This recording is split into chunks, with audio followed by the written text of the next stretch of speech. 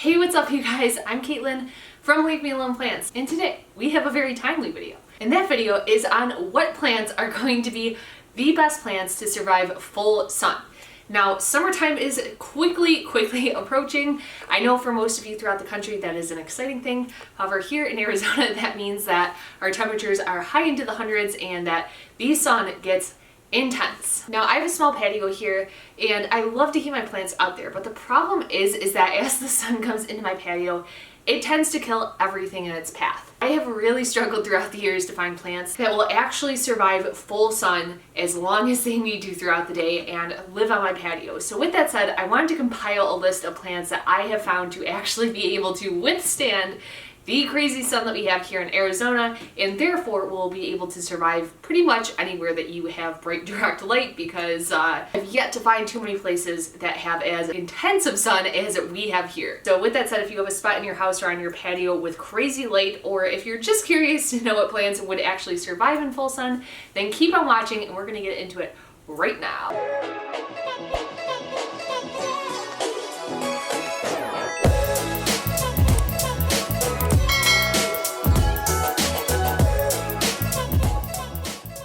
Okay, so I've broken this list into two parts. We have the plants that are absolutely bulletproof and basically no matter what will survive any sun conditions that you throw at them. And then the other plants on the list are plants that are like approved for full sun, but with that said, I've kind of had varying degrees of success depending on the time of year here. Again, I think Arizona, particularly here in Scottsdale and Phoenix, is kind of an anomaly. We have really hot temperatures and really intense sun. So many of these plants on this like not as hardy list I think would do really well almost anywhere else besides Arizona. So just keep that in mind for the particular sun and temperatures that you have. And with that said, I think that we're going to start with the least hardy plants and move into the most hardy. Now, I tried to pull all the plants from my collections that I had of these specific plants. I think I have most of them. We're just missing a couple on this list that I still wanted to highlight so that you guys can have as many options as possible. And of course, if you have other plants that I have not thought of on this list, feel free to drop them down below. I know that there's a ton of shrubs and bushes and flowering plants that can tolerate full sun. I just didn't include those because I think people tend to more so be looking in the realm of like houseplanty plants that you can keep in these areas. So yeah, I know that there's a lot of those options out there, but I tried to keep it more specifically tailored towards like house plants. So with that said, our first plant on this list unfortunately is one that I do not have in my collection right now, but I've had many throughout my lifetime, and that is a Coleus. Now Coleus is Colei. Oh god, this is going in the wrong direction. The Coleus plant comes in many different varieties and they are so gorgeous, they are so colorful, and in my opinion, they are like way underrated. Like nobody talks about these plants, but they're so pretty and I just absolutely love them. Now looking at them, they do look like something that could potentially be pretty delicate, but with that said, I have found that these plants are absolute light lovers. Now these plants are rated to tolerate full sun. With that said, the problem that I typically run into here, again, not only is our sun so intense here, it can do a number on foliage plants, but also with it being so hot here in the summer, I do find that my Coleus tend to struggle a little bit here. I can make it work in the full sun with these guys, and it does really bring out their beautiful colors and cause them to grow quite a bit, but I have to really stay on top of the watering, and I just personally am just not somebody who is the best with staying on top of my watering. So if you're a really good waterer, or maybe you live somewhere that isn't as hot, highly recommend these. I think that they are a great option. The next plant on this list, again, sorry, it's one that I don't have here. At least I don't have it here anymore, but I have in the past, and those are Cannas. Now, Cannas are these gorgeous plants. They grow from bulbs, and they have these giant leaves. Very similar to Coleus, they come in a ton of varieties, and they can be really colorful and gorgeous. Personally, my absolute favorite is the Canna Tropicana. I always compare this plant to looking like Fruit Stripes gum. And again, despite being foliage plants and having these really giant like paddle-like leaves, they tend to do really well in full sun here. In fact, you'll see them in a lot of landscaping here, and when they're in the garden centers, they kind of just leave them sitting out. Now again, you do have to stay on top of your watering for the Cannas. They are thirsty ass plants, but if you can stay on top of that, they definitely can tolerate it, and just like the Coleus, it it will actually help bring out the colors in the plants the more light that you can provide to them. Now these plants can get pretty tall, so particularly great if you are looking for an area that maybe you want to add a little more privacy or just a taller element, because I think a lot of the other plants that we will be talking about today tend to be more so like ground plants or end up being a little lower. So yeah, I think if you're looking for a bigger option, Cannas might be one of your best bets on this list. This next plant that I want to talk about today is actually one of my favorite plants in my entire plant collection, and coincidentally it is one that I keep indoors personally, but I know a ton of people do keep these outdoors and their plants absolutely love it. And that plant is a donkey's tail or a burro's tail. Now, as you can probably see with my plant, it's kind of a little bit on the ugly or bizarre side. My plant definitely has a lot of that larger internode spacing, which is an indicator that it is actually not getting enough light. Now again, I grow this plant indoors and have it in quite a sunny spot in my house, and even still it's not enough light to give it that fullness that it would really like to have. I've seen a ton of gorgeous pictures of these of people who just have these trailing baskets outside of their house. They let them just bake in the sun all day and they do really well. Now again, my only hesitation here is with living in Arizona. It's kind of like an all or nothing thing here. If the plants can't like completely handle the sun, it goes south really fast. Just loving this plant so much myself, I'm a little hesitant to throw it out in the sun. I might try it one day, I'm not really sure. I don't know. I'm just so protective of this plant because it's like delicate, and like if you breathe on it wrong, the little leaflets fall off. But yeah, if you live in Arizona and you grow these outside, let me know what success you've had with it.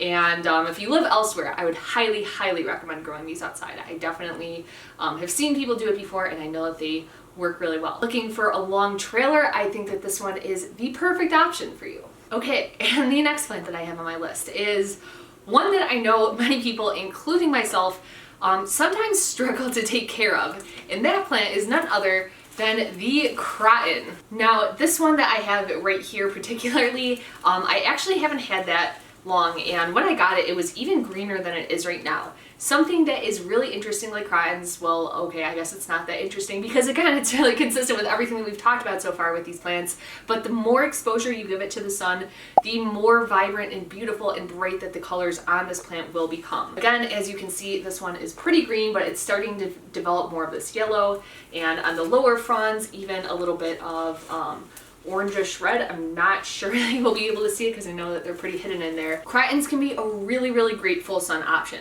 The only caveat to these plants, again, which to be fair, I guess is every plant, but these ones do tend to be a little more diva-ish, is if you don't stay on top of your watering and they start to droop over, the leaves become very, very delicate, and then they can easily get sunburned. And you may or may not be able to see it, but actually on this leaf right here, this happened to me over this weekend. I let this guy get too dry, he drooped over, and again was in the bright direct light, and it just ended up burning his leaves. So while they are like plump and full and juicy of water, you don't have a problem with that, but if you do let them go too long and they dry out, then you will run into issues with these guys getting some leaf burn on them. Now with that said, I know some people grow these in the ground and oh my god, they become beautiful, beautiful plants, especially when they're like really large and bushy. So if you're looking for something that can get big and be like a really nice ground plant, these are such great options as long as you can stay on top of the watering. I'll try and see if I can find a picture and put it over here, but oh, they're just colorful and beautiful and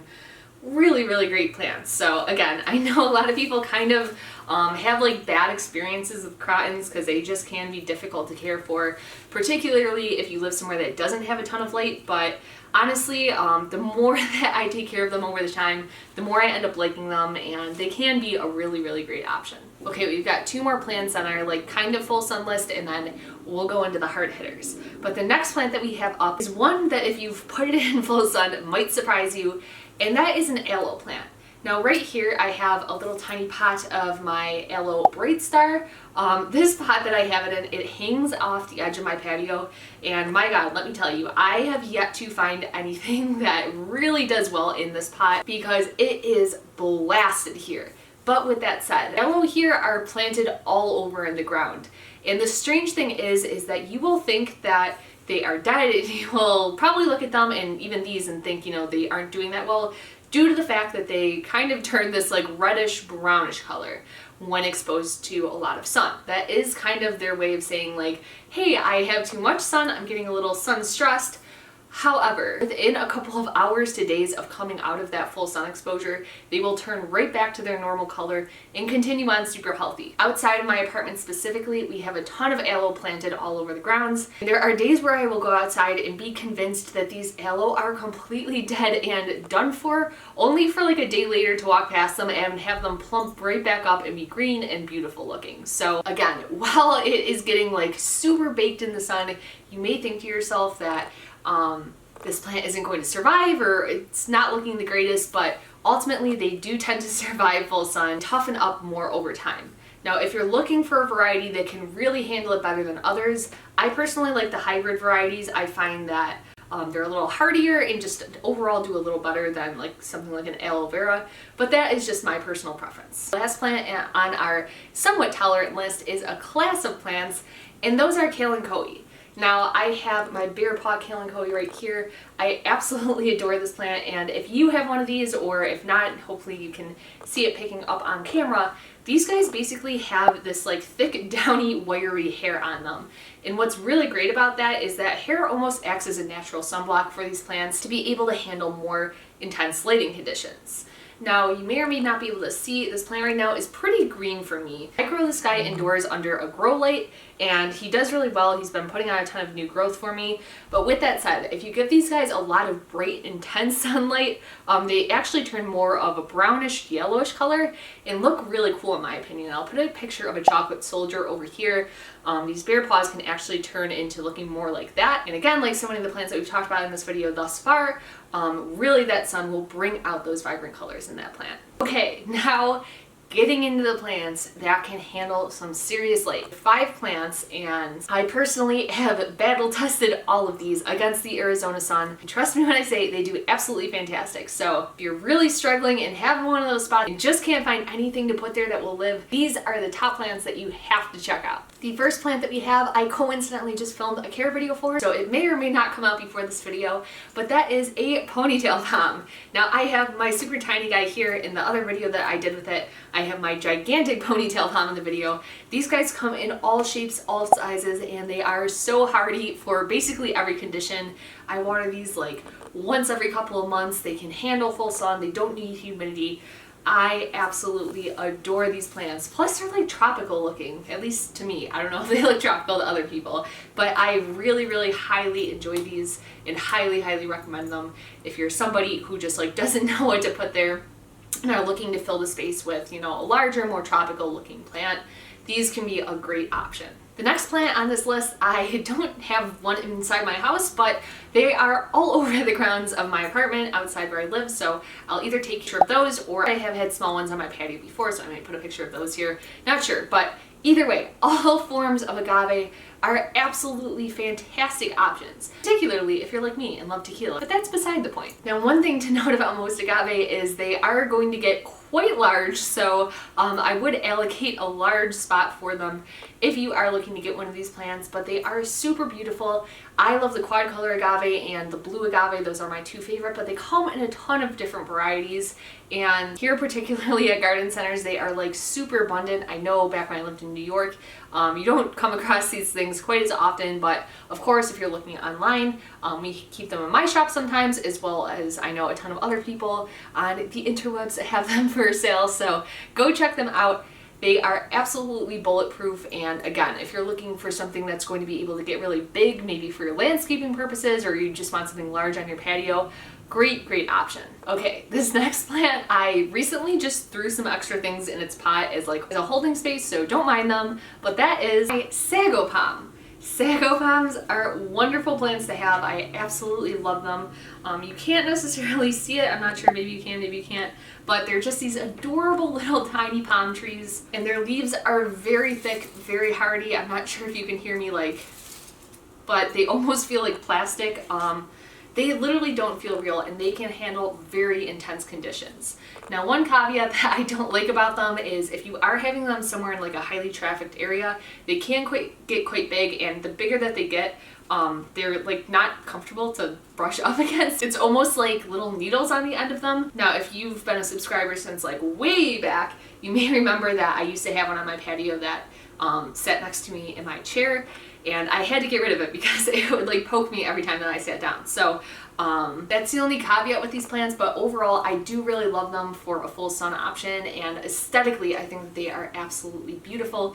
They can get really large. I know a lot of landscapers use them here in like medians on highways or like in front of houses, and I just always really like them. So yeah, another one that if you're looking for more of a tropical look, I think that this is a great option. Now, the next one that I wanted to talk about today may seem crazy that I haven't talked about it on this list yet, and that is a version of cactus. But one thing I would like to highlight before I show you this plant is to keep in mind that just because a plant is a cactus does not mean that it will tolerate full sun. I'll put a picture over here of my rat tail cactus that I have in full sun.